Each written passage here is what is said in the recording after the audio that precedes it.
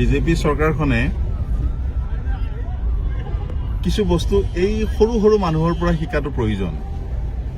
অকল চমক দিয়াত ব্যস্ত নাথাকি সঁচা অন্তৰেৰে সঁচা ভাৱেৰে কেনেদৰে কাম কৰিলে সমাজখনৰ উন্নতি হয়, এই কথাবোৰ কিছু সৰু সৰু মানুহৰ পৰা শিকিব পাৰে, সৰু সৰু কথাৰ পৰা শিকিব পাৰে।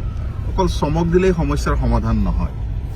এই ট্ৰাকখন যে দেখিছে সন্মুখত গৈ থকা ডাম্পাৰখন, এই ডাম্পাৰখনত লিখা আছে বাল্য বিবাহ বন্ধ কৰক। অৰ্থাৎ এই ডাম্পাৰখন যি ৰাস্তাৰে যিমান দূৰলৈকে যাব, যাৰ যাৰ চকুত পৰিব, সকলোৰে মনত একবাৰ হ'লেও এই চিন্তাটো দোলাতি যাব।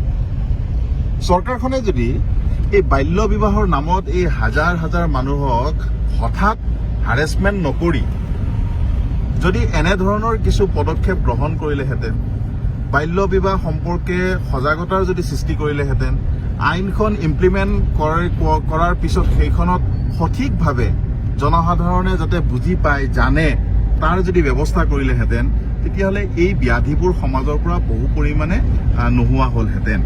আজিৰ যিটো পৰিস্থিতি, এই পৰিস্থিতিৰ হয়তো বহু পৰিমাণে লাঘৱ হ'লহেঁতেন, কিন্তু তাকে নকৰিলে।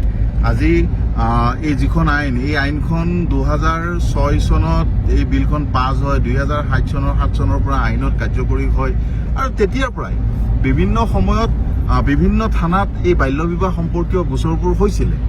হয়তো কিছু কিছু জ্ঞাত খাৰে, কিছু কিছু অজ্ঞাত খাৰে হৈছিলে, আৰু এই সকলোবোৰ তথ্য চৰকাৰৰ হাতত আছিলে। বহু এনেকুৱা বাল্য বিবাহৰ ফলত যি বিয়া হৈছিলে, তেওঁলোকৰ গৰ্ভৱতী হৈছে, তাৰপিছত তেওঁলোক হস্পিটেলত গৈছে, তাত তেওঁলোকৰ চিজাৰিং হৈছে, এই সকলোবোৰ তথ্য চৰকাৰী ঘৰত আছিলে।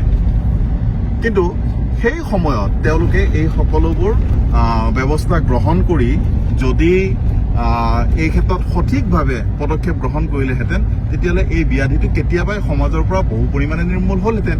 কিন্তু চৰকাৰে সেইবোৰ নকৰে। চৰকাৰক লাগে চমক, চৰকাৰক লাগে সাধাৰণ মানুহক কেনেকে ব্যতিব্যস্ত কৰিব পাৰি, সাধাৰণ মানুহক কেনেকে হাৰাশাস্তি কৰিব পাৰি, সাধাৰণ মানুহক কেনেকে ভয় খুৱাব পাৰি, এইবোৰ চৰকাৰক লাগে।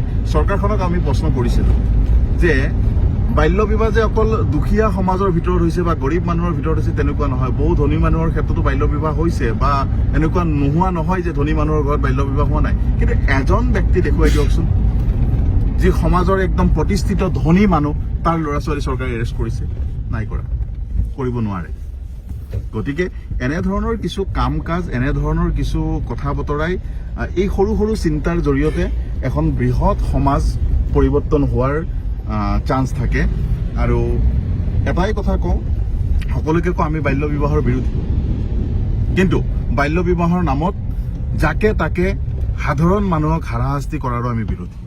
আমি সেইটো গ্ৰহণ নকৰোঁ। যেনেকৈ বাল্য বিবাহ গ্ৰহণ নকৰোঁ, বাল্য বিবাহৰ নামত সাধাৰণ মানুহক যধে মধে এৰেষ্ট কৰি তেওঁলোকক হাৰাশাস্তি কৰা, তেওঁলোকক ব্যতিব্যস্ত কৰা, এইখিনিৰো আমি বিৰোধী।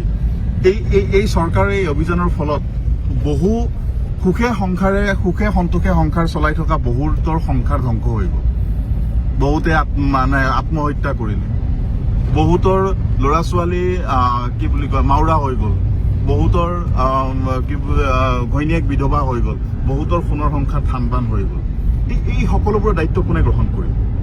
আজি এই বাল্য বিবাহৰ চৰকাৰৰ এই পৰিকল্পনাহীন পদক্ষেপৰ ফলত যিসকলৰ ল'ৰা ছোৱালীৰ স্কুল ড্ৰপ হ'ল, যিসকলৰ ঘৰত অশান্তি হ'ল, যিসকলৰ দেউতাক হেৰাই থাকিল বা মাক হেৰাই থাকিল, মৰি থাকিলে, তেওঁলোকৰ দায়িত্ব চৰকাৰে কেতিয়া ল'ব, কেনেকৈ ল'ব? এতিয়া হয়তো চৰকাৰে এই সকলোবোৰ কথা জনসাধাৰণৰ মনৰ পৰা আকৌ পাহৰাবৰ কাৰণে অন্য পন্থা গ্ৰহণ কৰিছে বা কৰিব বা কৰি আছে।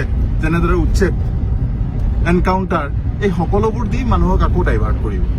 গতিকে চমকেৰে কোনো কাম নহয়। যদি সদিচ্ছা আছে সমাজ পৰিৱৰ্তন কৰাৰ, তেতিয়াহ'লে দিলছে কৰক, অন্তৰকৰণে কৰক। তেতিয়া হয়তো এই সমস্যাবোৰৰ সমাধান হ'ব, নিৰ্মূল হ'ব।